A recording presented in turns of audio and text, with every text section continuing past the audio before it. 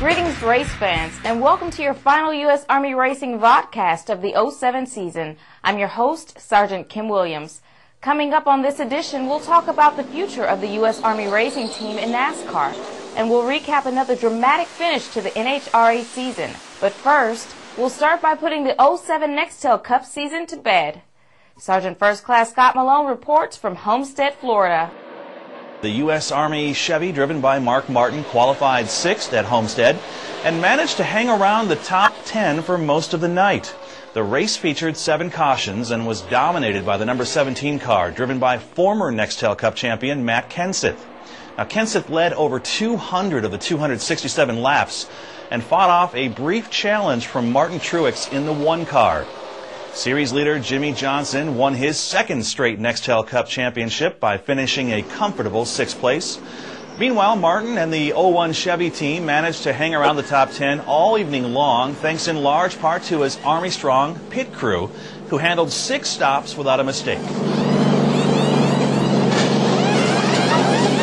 Martin finished the season finale in 9th place, making that 11 top 10 finishes in what the NASCAR legend calls a special season. This has been the best year of my life, the most fun I've ever had. And it's been very important.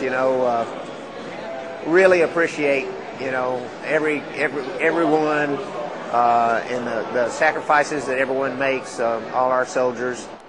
And up next for the U.S. Army NASCAR team, it's Daytona.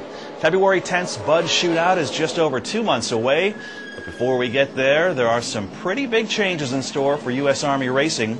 After a mid-season merger with Ginn Racing, DEI now assumes full control of the U.S. Army team, and that will mean a new number.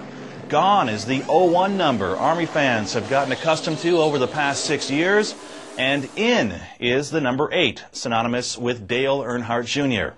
To be a part of Dale Earnhardt Incorporated and to that number 8 is sort of their flagship number at Dale Earnhardt Incorporated, and what Dale Earnhardt has meant to me in my career and the battles that we've had, and to have the U.S. Army and Chevrolet and the number 8 couldn't be more American than that. So, to me, I think it's really exciting. So far, so good. I've signed some autographs with some 8 stuff on it, and I think everybody will take to it, and I think it'll be a lot of fun for everybody.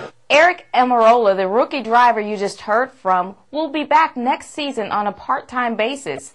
Martin is scheduled to drive in 26 Sprint Cup races next season, with Almirola taking the reins in the remaining 12 races. Also back next year at most NASCAR venues will be the new and improved Army Interactive Area, where young fans get a chance to experience combat scenarios and state-of-the-art simulators. There's no charge or risk for these combatants. Many of the kids going through the interactive area in Homestead are considering careers in the Army. It's different than I thought it would be. It seemed real when you were in there. Like you were in the vehicle and you were shooting. I actually, for a minute, thought I was there. I thought it was pretty cool. I actually felt that I was there trying to save people and everything. Combat veterans and former Army sergeants headline a list of subject matter experts who critique and guide the combatants through scenarios similar to what our troops face in Iraq and Afghanistan on a daily basis. A lot of people, after going through this, they grow a greater appreciation for what we do on a daily basis. They really love it, but it just gives them a first-hand look on what we go through on a really bad day in Iraq or Afghanistan.